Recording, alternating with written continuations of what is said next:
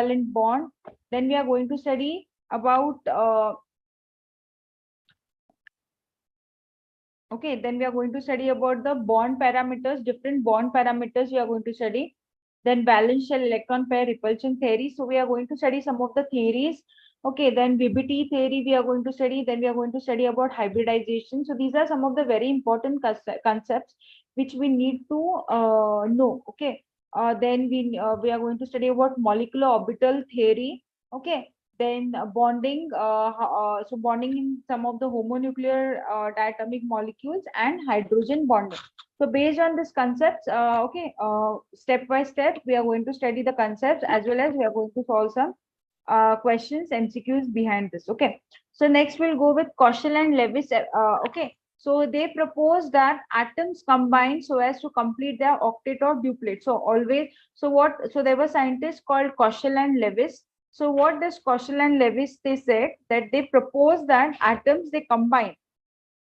Okay, so when these atoms combine, okay, why they combine? So that they can complete their octet or duplet. Okay, so that they can complete their octet or duplet. So the atoms they combine.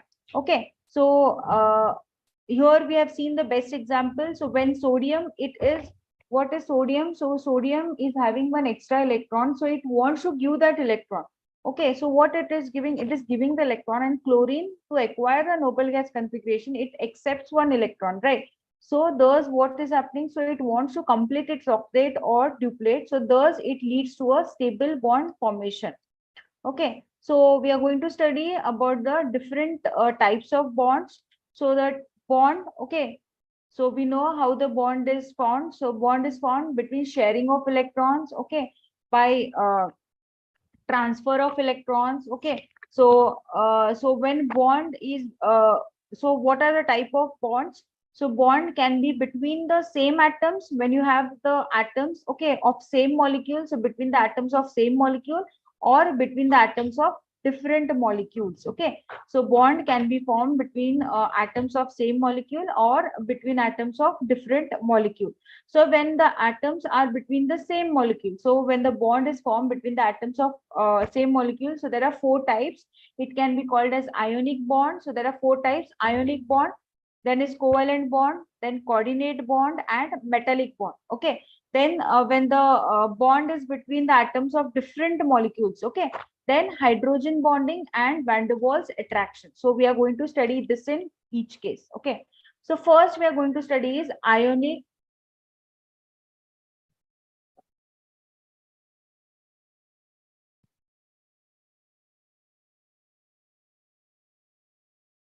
So first we are going to study about the ionic or electrovalent bond.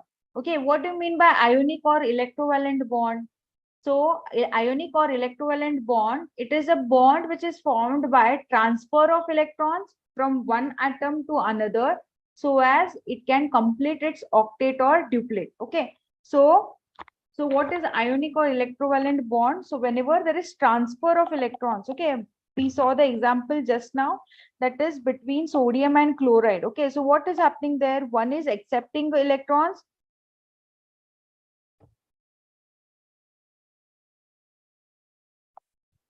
Okay, so what is happening? So bond, so there is transfer of electrons from one atom to another. So sodium, it is giving, and chloride, it is accepting electrons.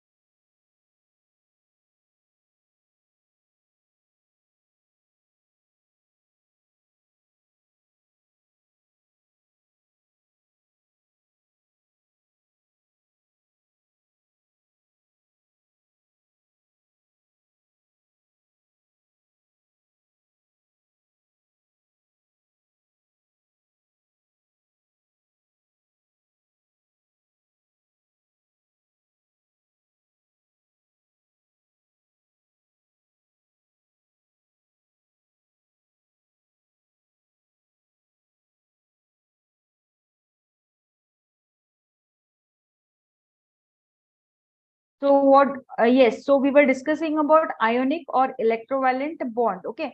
So what do you mean by ionic or electrovalent bond? So ionic or electrovalent bond, it is formed by how? It is formed by transfer of electrons. Okay. It is formed by transfer of electrons from one atom to another so that it completes its octet.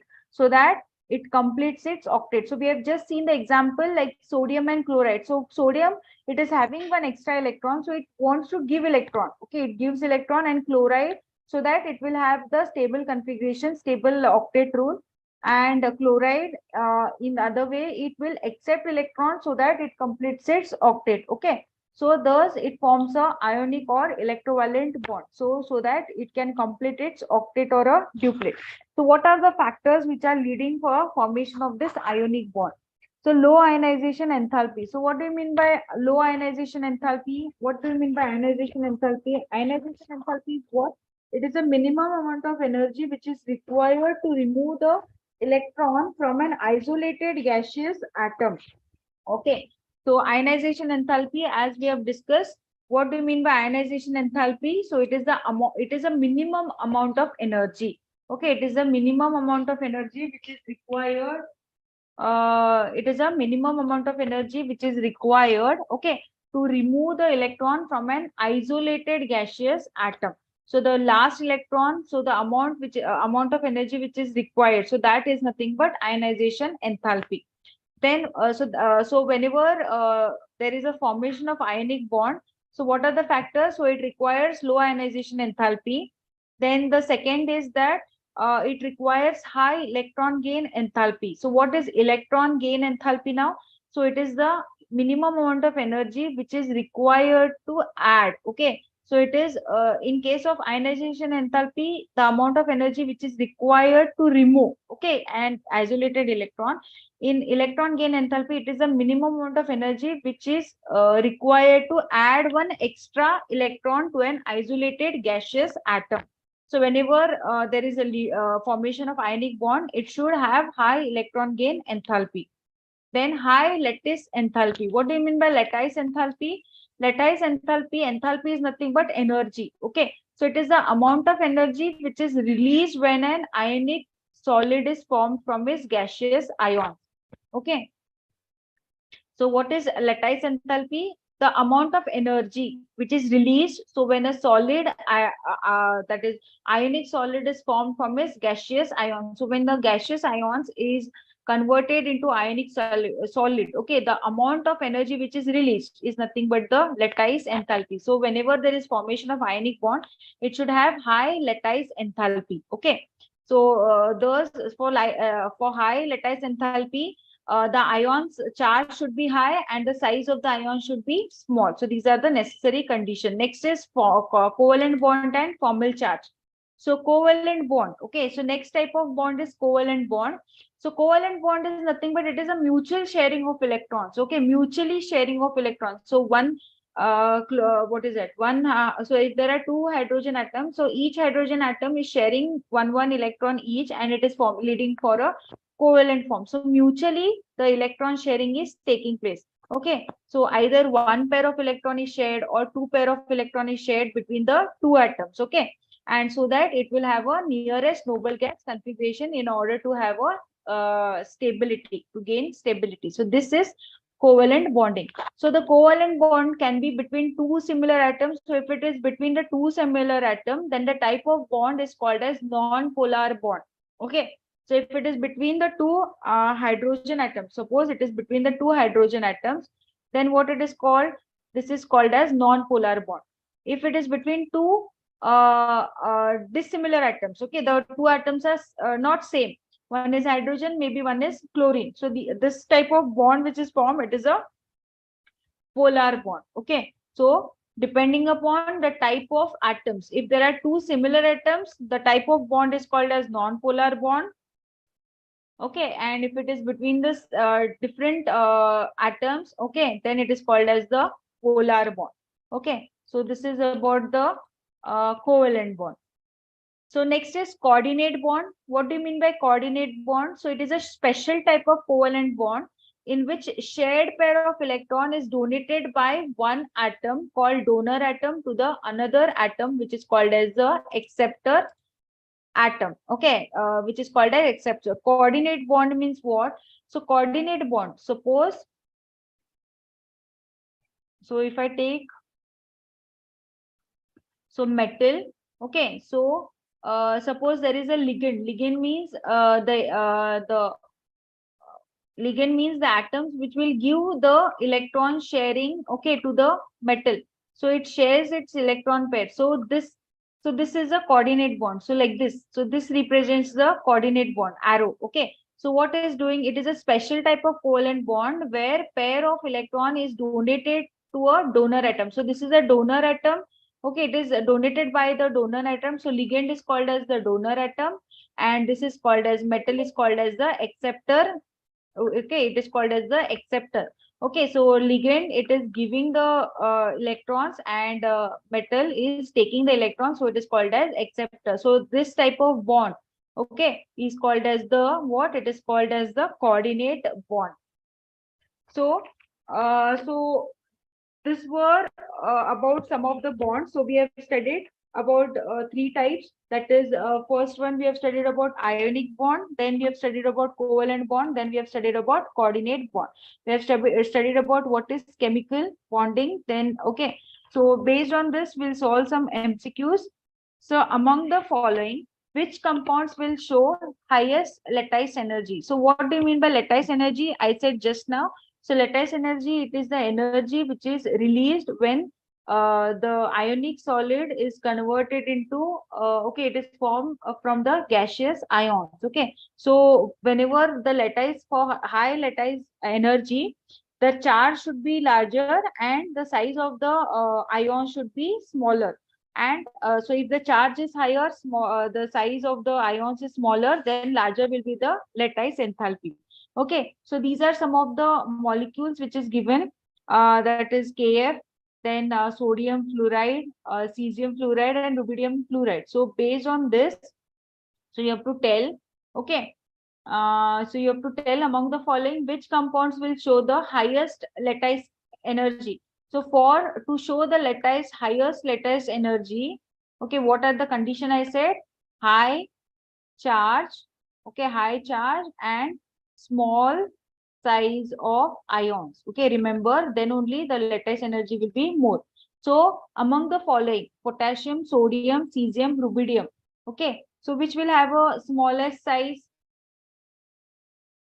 Sodium, potassium, rubidium, and cesium.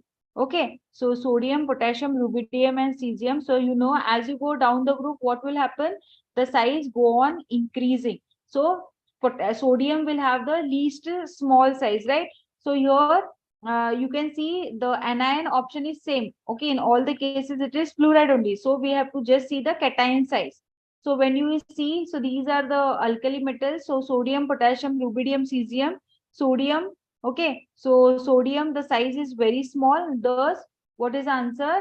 So sodium, as the size is small, so charge will be larger, lattice enthalpy will be more. So correct answer is what? Correct answer is B. Okay, I hope this is clear. So for lattice enthalpy, for lattice energy, okay, for lattice energy or for lattice enthalpy, what should be the necessary condition? High charge.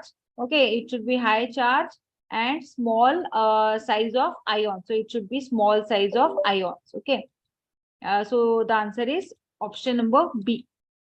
Next one, in the electronic structure of acetic acid. So we have to write the electronic structure of acetic acid, how the electrons are distributed.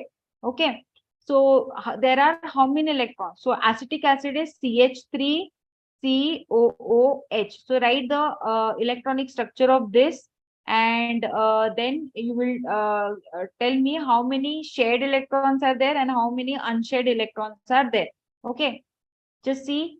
So there are four options. You have to select the one which is the proper option. A, 16 shared and 8 unshared electrons are present.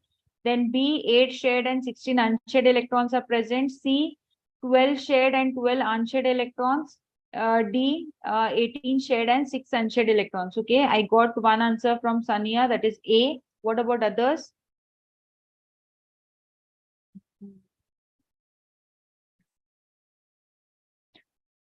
So H, so I'll write the electronic structure. Okay. So between, so from hydrogen, there is one electron.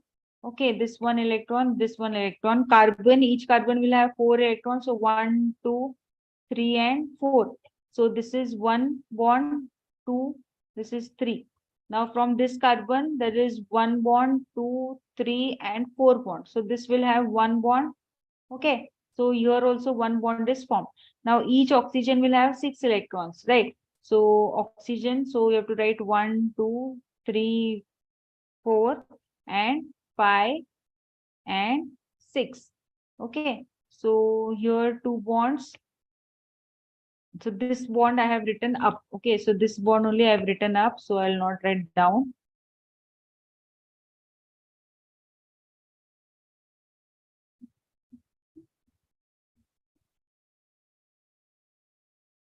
Yes. Can you tell me? So how many unshared electrons are there? So unshared electrons are 1, 2, 3, 4, 5, 6, 7, 8. So 8 unshared electrons are there. And how many, just count here, see here. See here, so this is 1, 2, 3, 4, 5, 6, 7, 8, 9, 10, 11, 12, 13, 14, 15, 16. So 16 shared. Okay. And we'll see how many unshared are there.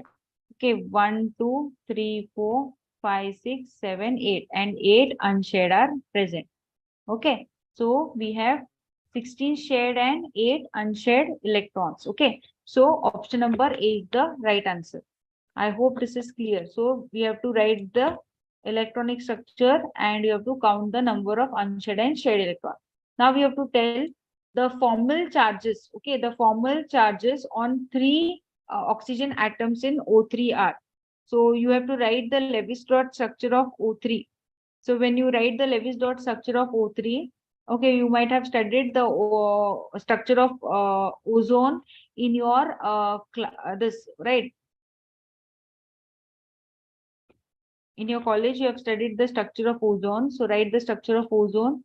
You have to write the, okay, Mansa has answered it at D, option number D. What about others? So when you write the structure of ozone, okay, you have to tell what is the formal charges of on the 3 atoms of oxygen. Okay, so when you write the Lewis structure of ozone,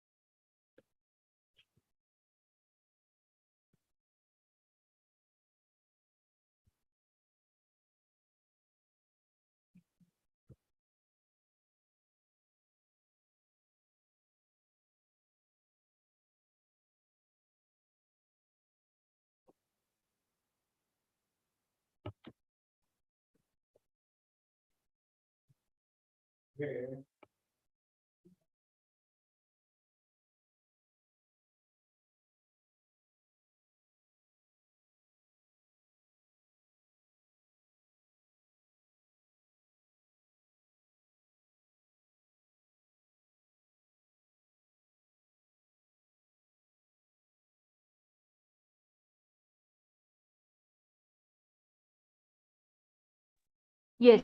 So the correct answer is D. Okay, when you write the charge, okay, when you write the formal, when you write the structure of oxygen, okay, that is ozone molecule, and when you find the this in each case, okay, it will be O plus 1 and minus 1. Okay, so option number uh, 3, D is the correct answer. Next one, which one of the following has a coordinate bond? So you have to tell which among the following has a coordinate bond. Coordinate bond is what? In which one is giving electron, okay, one is donating the electron, thus it is called as the donor, and the other one is accepting the electron, thus it is called as the acceptor. Okay, so which among the following is having a coordinate bond? Yes, which will have a coordinate bond? And so we'll see NaCl is having what type of bond? NaCl. So sodium, it is it wants to give electron, and chlorine, it wants to take electron. Okay, so it is transfer of electrons is taking place. So this is a ionic bond. So this is wrong. Then Cl2. Cl2 is what? It is mutual sharing of electrons. So this is a covalent bond. So this is also wrong. Then AlCl3. AlCl3. Okay, so here also mutual sharing of electron is taking place. So this is also a covalent bond. Okay, then NH4Cl. So when you are writing the structure of NH4Cl, okay, so NH4.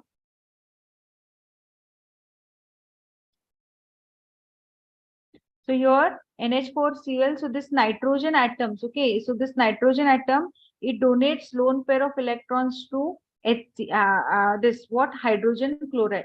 So the lone pair of electron is pair of electron is donated to hydrogen so that it forms a what? It forms hydrogen chloride. So it is option number A.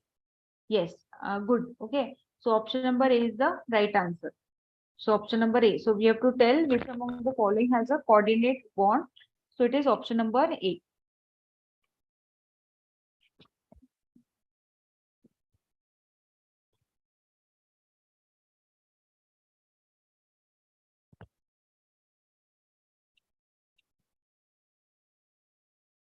Next, we are going to study about dipole moment. So dipole moment, what do you mean by dipole moment? So it is a product of magnitude of charges and the distance which is between the centers of positive and negative charge. Okay. So dipole moment, so how it is calculated? It is calculated as charge into distance of separation. So the unit of dipole moment is debye or coulomb meter.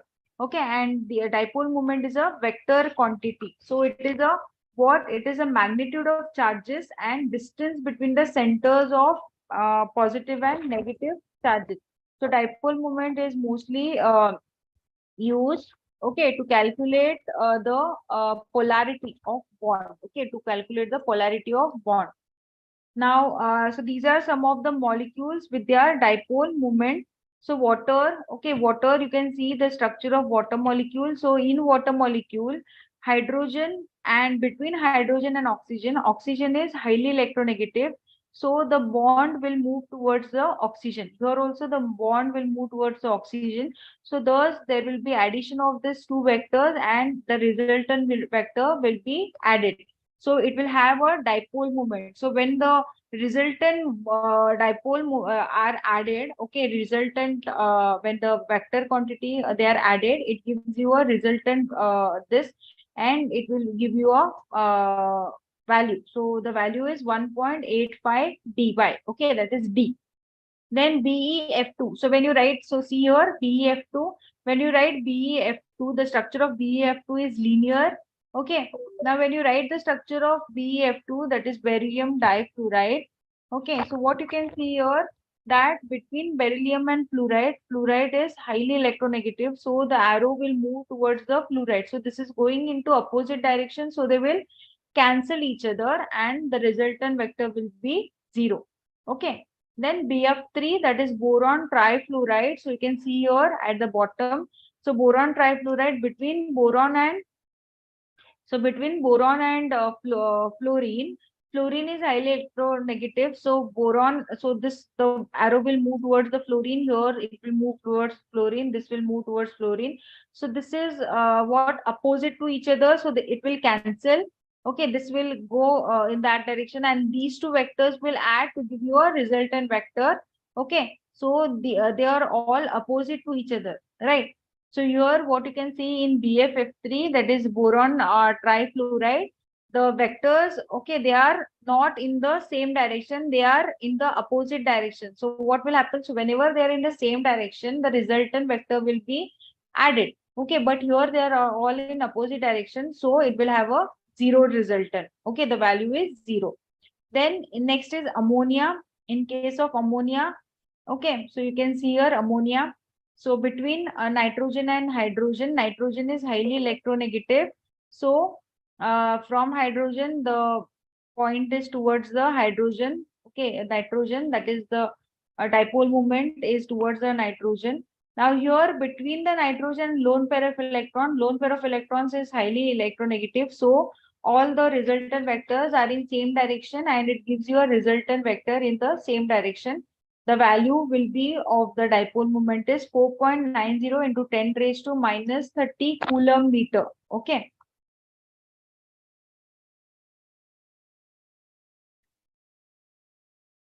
Next is NF3, that is nitrogen trifluoride. That is, here you can see between nitrogen and fluorine, fluorine is highly electronegative. So the resultant vector will be added, okay, in the down part, and this is the value. So dipole moment is very important in polar bonds or polar molecules. Okay. Now you have to tell. So this is a question based on dipole moment. Among the following, the molecule with the highest dipole moment is. So which is the molecule with the highest dipole moment? Methyl chloride. Okay. Then CH2Cl2. Then is CHCl3 and carbon tetrachloride. So which among the following will have the highest dipole moment? So these are the four options. So you have to tell which will have the highest dipole moment among the following. Yes.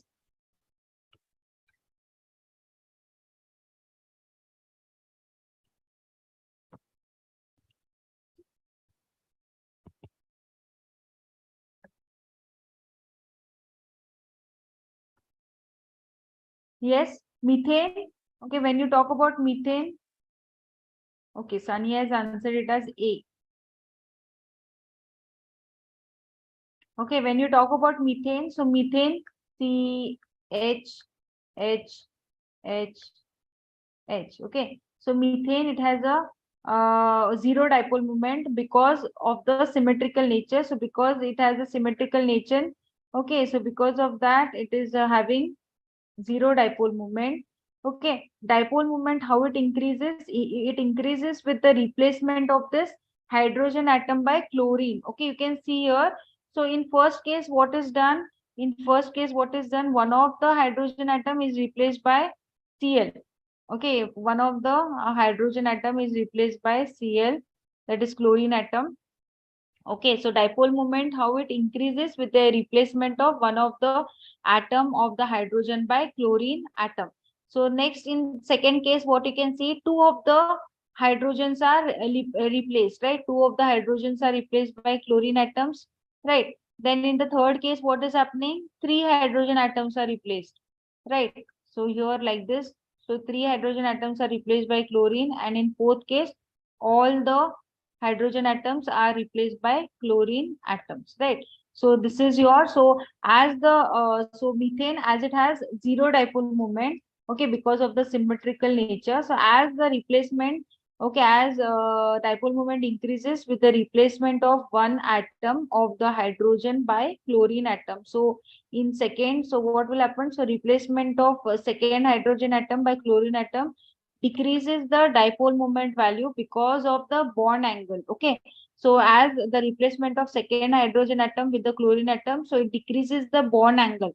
Okay, because the bond angle it increases due to lone pair repulsion. So due to lone pair repulsions between the two chlorine atoms, so the bond angle, it goes on increases. Okay, so when you replace this third atom, so when the third atom is chlorine atom is introduced, bond angle again further increases because of the lone pair repulsion. And when you introduce the fourth atom, then CCl4, it will be a symmetrical in nature and it has a zero dipole moment. Okay, it has symmetrical nature again, it has a zero dipole moment. So the first case, okay, the first case, it will have highest dipole moment. Here, what will happen? Due to lone pair, the bond angle will increase. Okay, then again the value will decrease. Here also the bond, due to the introduction of the third chlorine atom, the bond angle goes on increases, so those dipole moment decreases. So the answer is CH3Cl. So when you introduce the one chlorine atom, so there will be dipole moment will be the highest. Which one of the following pairs of molecules will have permanent dipole moments for both the members? Yes.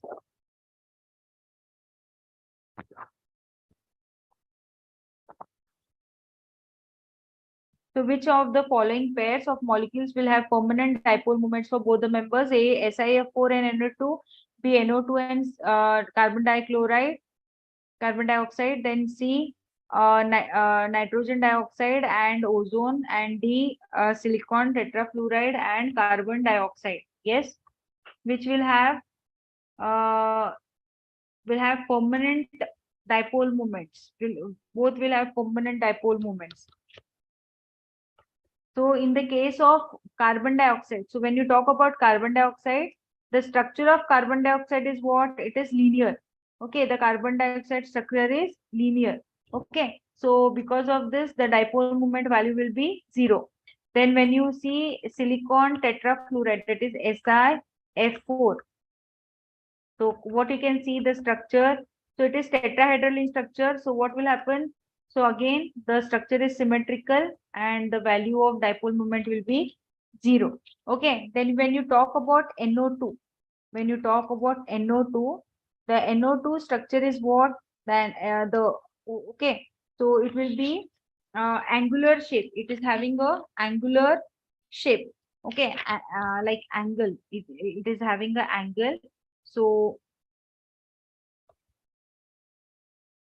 okay, so it is having an angular shape. So angular shape. So because of that, it will have some dipole moment. Net dipole moment will be there on this. Okay. Then again, which one?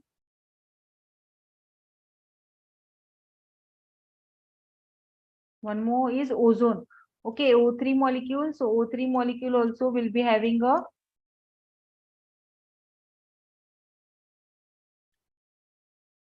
So ozone molecule also will have a net dipole moment. So which will be the correct answer? It is NO2 and O3. Okay, the following page SiF4.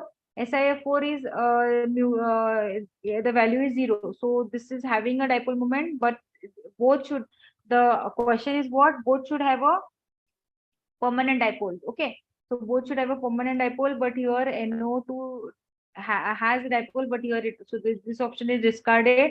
Here NO2, it has a dipole moment, but here CO2 it is 0, so this is also discarded.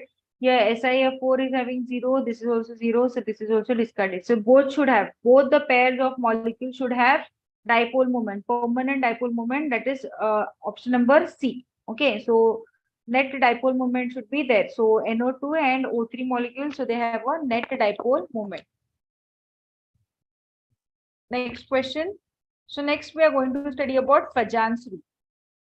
So Fajan's rule, what is Fajan's rule? So for Fajan's rule, the size of the cation should be smaller. So when the size of the cation is smaller,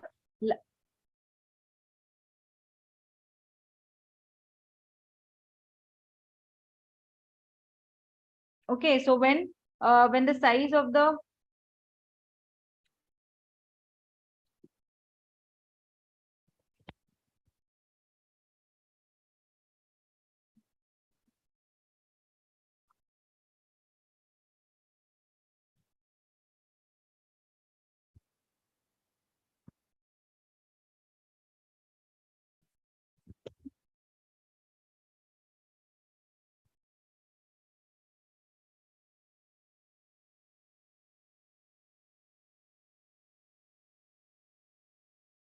okay. So here, when you're talking about Fajan's rule, so smaller the size of the cation, larger will be its polarizing power. Polarizing power, it tells you about the covalent character of the ion. Okay. Then when you talk about anion, so when anion is there, so that time larger should be the anion, more will be the polarizability. So these are some of the rules of Fajan's. Okay. Then when the cations of similar, when you have the cations of similar size, then the polarizing power of cation with noble gas configuration, that is NS2, NP6, ND10, that is with 18 electrons in the outermost shell, will be larger than the cation with the noble gas configuration with 8 electrons. So when you are having the cations which is of having similar size, that time what you have to see? You have to see the polarizing power of cation with noble configuration 18 electrons. So the ion, the cation with the 18 electron configuration will be larger than the cation with the 8 electron configuration. Okay, so this is about the Fajan's rule. So in case of cation, the size should be smaller, then the polarizability power will be larger. And in case of anion, the anion size should be larger and the polarizability will be more. So this tells about you the covalent character. Okay, the correct order of increasing ionic character is. So what is the correct order of increasing ionic character? So among the following.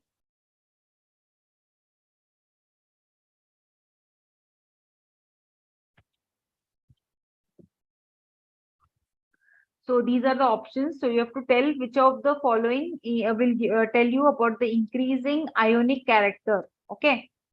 So you know what is polarizing power now. So polarizing power means what? As we have discussed now, polarizing power means it is the ability to distort the ion, to change the shape of the anion. Okay, polarizing power means it has that ability so that it can change the structure of anion. Okay, then that is, for example, polarizing power of Na plus. So sodium ion has that power. Okay, so that it can distort, it can change the shape or it can change the structure of chlorine electrons. Okay, chloride ion electrons, and they attract in turn this chlorine atom. It will attract what? They will attract the sodium ions towards it. Okay, so when you see the atomic size, so we have to consider here what?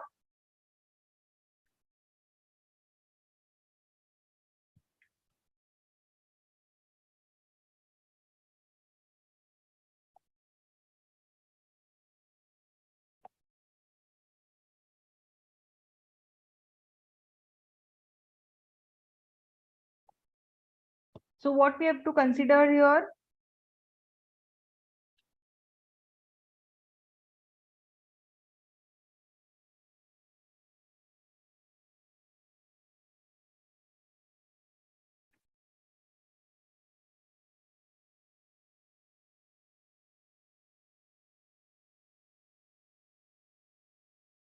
So here we are going to consider the atomic size. Okay.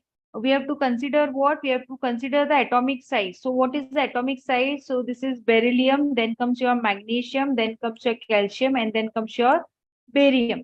So these, so we have to see the size of the cation. So what is Fajan's rule? When you are seeing the ionic character, Fajan's rule, it tells you about the ionic character. So for, what is the first rule? That is, smaller the size of the cation, larger will be its polarizing power. So we have to see which of the size of the cation is smaller. So barium is first, then comes magnesium, then calcium, and then barium. So size of the cation, it goes on increases. Okay, then polarizing power goes on decreasing. So barium will have the highest polarizing power, and what will happen to covalent character? As you go down the group, it goes on decreasing. So barium will have the highest polarizing power and highest covalent character. Okay, so you can see in all the options the anion is same, right? So anion is same. So only we have to see is what? The cation. Now beryllium is having what? Beryllium is having the smallest size. As it having the smallest size, the polarizing power will be more. Okay, and the covalent character will be also more. So barium, then comes magnesium, then barium and magnesium, then calcium and barium. So which is the correct option? Just see. So beryllium should be more than magnesium, then calcium, and then barium. So just see beryllium, magnesium, then comes calcium and barium. So option number C. Okay, option number C is the right answer. Yes. Okay, so option number C is the right answer. So remember the Fajan's rule. Okay, so Fajan's rule, it tells you about the ionic character. Okay, so ionic character is discussed by what? Just see this. So it is discussed by smaller size of the cation. Okay, so it's smaller size of the cation, larger will be its polarizing power. Second thing is what? Larger the anion, more will be the polarizability. And if the cations is of similar size, then you have to see the polarizing power of the cation will depending upon the configuration. If the 18 electron configuration is there in the outermost shell, then that will be larger than that with the cation with 8 electron configuration. Okay, so these are some of the rules, okay, that you have to follow. Next question. The charge by size ratio of a cation, it determines its polarizing power. So which one of the following sequences represents the increasing order of the polarizing power of the cationic species? Okay, so you have to tell.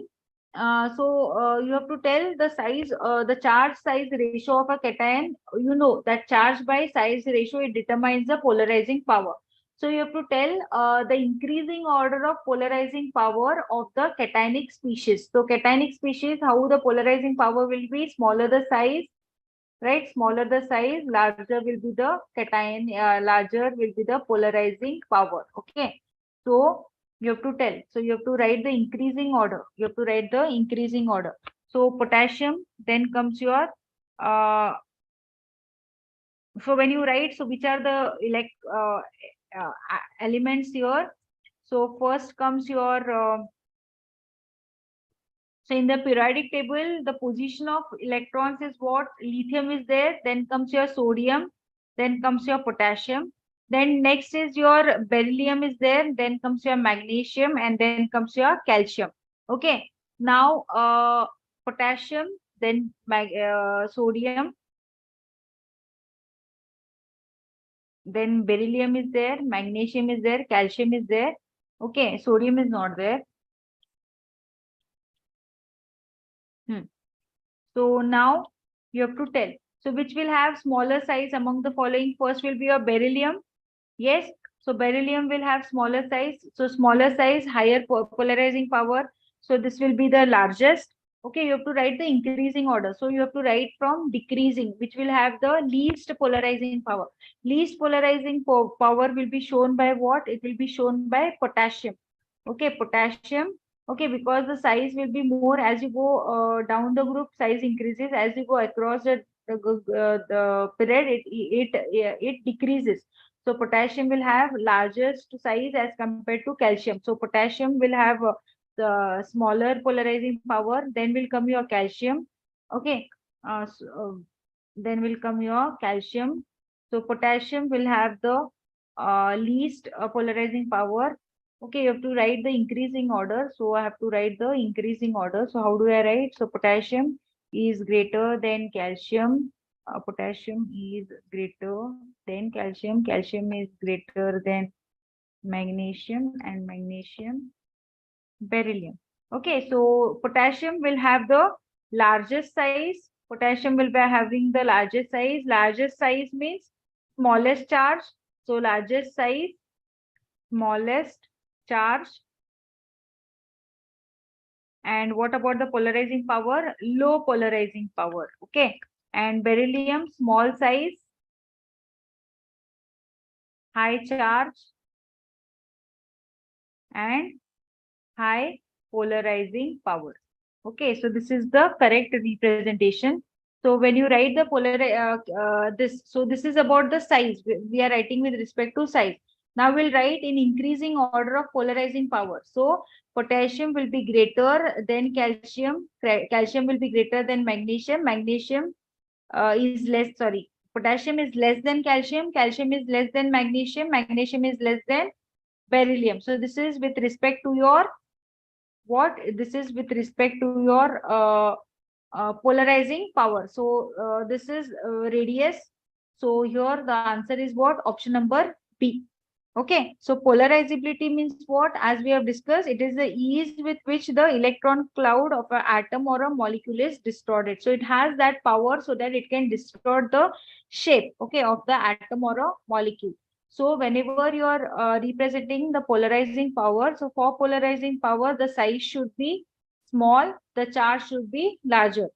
If the charge is larger, then the polarizing power will be more. Okay. So size and polarizing power, they are inversely proportional. They are vice versa. Okay. So this is about the Fajan's rule. Okay. So this is one more question. Okay. So next we are going to study about valence bond theory. So what do you mean by valence bond theory? So valence bond theory, here we are going to study mainly about what type of bonds. Okay, sigma bonds, and we are going to study about pi bond. So how sigma bond is found? Sigma bond, it is found by overlap, head-on overlap. Okay, sigma bond is formed by head-on overlap.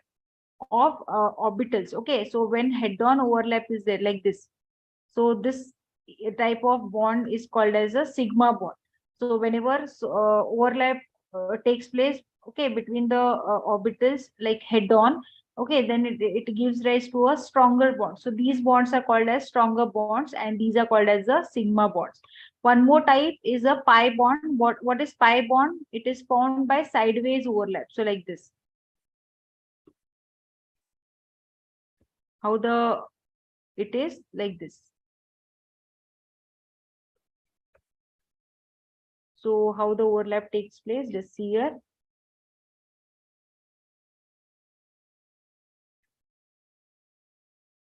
Okay, so like this.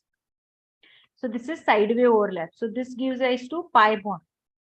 Okay, sideway overlap, it is sideways overlap is called as the pi bond. So pi bond, it is a weaker bond. Okay, this is a weaker bond, and sigma bond, it is called as a stronger bond. Now, next is hybridization. So what do you mean by hybridization?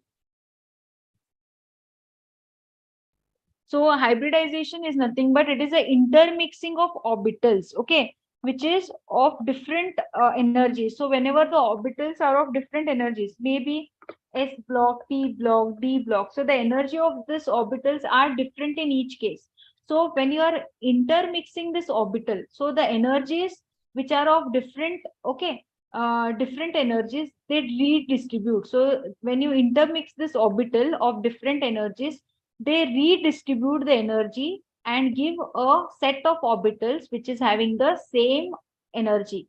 So when you are intermixing the orbitals, okay, when you are intermixing the orbitals which are of different energies, so as they redistribute their energy to give you a new set of orbitals, and these new set of orbitals are called as hybrid orbitals. What they're called as? They are called as hybrid orbitals. Okay.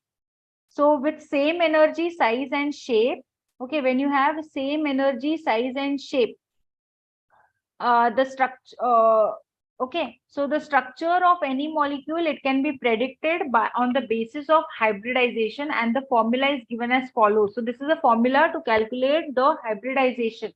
Okay, so the structure of molecule, it can be predicted by this particular formula. That is H is equals to hybridization can be predicted on this particular formula. That is half into number of valence electrons of central atom plus number of monovalent atoms minus charge present on the cation plus charge present on the anion. So it is abbreviated as H is equals to half V plus M minus C plus A. Okay. So when you have hybrid orbitals, if the number of hybrid orbitals is 2, then it gives rise to sp hybridization. If it is 3, it is sp2, 4 sp3, 5 sp3d, 6 sp3d2, and 7 sp3d3. So this is the hybridization. Okay. So hybridization is what? When there is intermixing of different orbitals to give you which are of different energy, so they redistribute to give you new set of orbitals, and these orbitals are called as hybrid orbitals. Okay, so so in today's class we have discussed about the chemical bonding, we have studied about the type of bonds, we have studied ionic bond, that is electrovalent bond, then chemical bonding for chemical bonds, that is covalent bond. Then we have studied about coordinate bond. Okay, then we have studied about the Fajans rule, right? Then Cauchy-Lewis approach, we have studied about dipole moment. So these were the things which we have covered today. Then we have studied about hybridization, VBT. Okay, so in the next class we'll be solve some MCQs based on hybridization and VBT concept. Okay, I hope today's session is clear. So in the next class we will continue with the MCQs for the said concepts. Okay, so thank you, dear students. So I shall end the session here. So we'll meet in the next class. Thank you.